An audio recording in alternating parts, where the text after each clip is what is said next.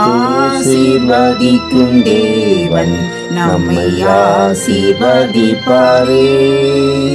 துதி ஸ்தோத்திரம் இயேசுநாதா, துதி உமக்கே என்றுமே. இன்று ஒரு வசனம். கர்த்தாவே சொல்லும், அடியேன் கேட்கிறேன். 1 சாமுவேல் 3:9. அன்புக்குரியவர்களே, விசுவாசத்திற்கும் கீழ்ப்படிதலுக்கும் முன்மாதிரியாக திகழ்ந்த ஆபிரகாமின் சிறப்பு என்னவெனில், அவனது கீழ்ப்படிதல் தொடர்ச்சியாய் இருந்தது.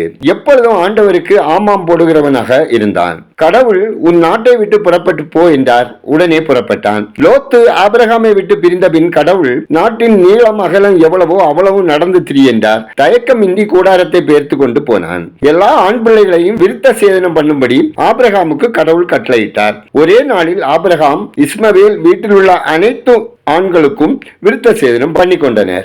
ஆபிரகாமுக்கு மிகவும் துக்கமாய் இருந்த போதிலும் சாரா சொல்வதை கேட்டு கடவுள் இஸ்மவேலை அனுப்பிவிடும்படி சொன்னார். அதிகாலையில் எழுந்து ஆகாரையும் இஸ்மவேலையும் அனுப்பிவிட்டான். ஈசாக்கை பலியிடும்படி கடவுள் ஆபிரகாமுக்கு ஆணையிட்டார். கீழ்ப்படிந்து பலியிட சென்றான். கடவுளுக்கு கீழ்ப்படிந்த ஆபிரகாமுக்கு திரளான மக்களின் தந்தை, கடவுளுடைய நண்பன் என்ற புதிய உறவும், விசுவாசிக்கிற யாவருக்கும் தந்தை என்ற புதிய மதிப்பும் கிடைத்தது. தமது பிள்ளைகளிடம் கடவுள் எதிர்பார்ப்பது கீழ்ப்படிதல். கடவுளின் வார்த்தைக்கு கீழ்ப்படிப்போம், ஆசீர்வாதத்தை சுதந்திரிப்போம். நாம் ஜெபிப்போம். விசுவாசத்தை துவக்குகிறவரும் முடிக்கிறவருமாகிய அன்பின் பரலோக பிதாவே, ஆசீர்வதிக்கப்பட்டதான இந்த நாளுக்காய், இந்த நாளின் வசனத்துக்காய் நன்றி சொல்லுகிறோம். அப்பா, தேர்தல் அமைதியாக நடைபெறவும், சண்டை கலவரங்கள் கோஷ்டி மோதல்கள் ஏற்படாதவாறு பாதுகாப்பாக மக்கள் வாக்களிக்க உங்க இரக்கம் வேண்டுமாய் ஜெபிக்கிறோம்.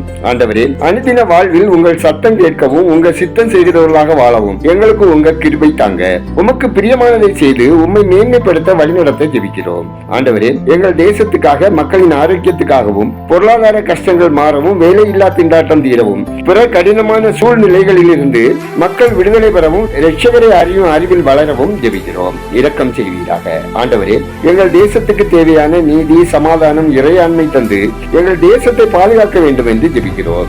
தேசத்தை ஆளுகிற அரசியல் தலைவர்களுக்கு தேவையான ஞானத்தையும் வழிநடத்துதலையும் நீங்க தர வேண்டுமாயும், அப்பா, நீங்க எங்களுக்கு தந்த விலையேறப்பெற்ற ஈவான ரட்சிப்பை உறுதியாய் பற்றிக் கொள்ளவும், அந்த சந்தோஷம் எங்கள் தேசத்தில் உள்ள அனைவருக்கும் கிடைத்திட செய்ய வேண்டுமாயும் ஜெபிக்கிறோம். ஆண்டவரே, உங்க அன்பு பிள்ளைகள் அனைவரின் அப்பம், தண்ணீர், பொருளாதாரம், அனுதின தேவைகள், போக்குவரத்து, தொழில், வேலை, வியாபாரம், விவசாயம் ஆசீர்வதிக்கப்படவும் ஜெபிக்கிறோம். ஆண்டவரே, உலகில் உள்ள அனைத்து அணு மின் நிலையங்களின் பாதுகாப்பிற்காகவும், இங்கிலாந்தின் உணவு பற்றாக்குறை தீர தேவரீர் அந்த தேசத்தின் பாவங்களை மன்னித்து இரக்கம் செய்ய வேண்டுமாயும், இயற்கை சீற்றங்களினால் ஏற்படும் உயிரிழப்புகளை தேவன் தடுத்து நிறுத்தும்படியும், தமிழகத்தின் மின் தேவையை பூர்த்தி செய்ய காற்றாலை மின்சாரத்தை முழுவதுமாக பயன்படுத்த தமிழக அரசு தக்க நடவடிக்கை மேற்கொள்ளவும், கொழுப்பு அமிலம் அதிகமாக உள்ள ரைஸ் பிரான் எண்ணெய், சூரியகாந்தி எண்ணெய் மற்றும் பாமாயில் விற்பனையை தடை செய்ய மத்திய அரசு நடவடிக்கை மேற்கொள்ளவும், தனிநபர் உயர்வுக்கு துணை போகும் ஆட்சிக்கு முடிவுண்டாக பஞ்சாலை தொழிலாளர்கள் கருத்தாய் வாக்களிக்கவும் ஜெபிக்கிறோம். அப்பா, ஊழியர் நலன் காக்கப்படவும், ஊழிய தேவைகள் சந்திக்கப்படவும்,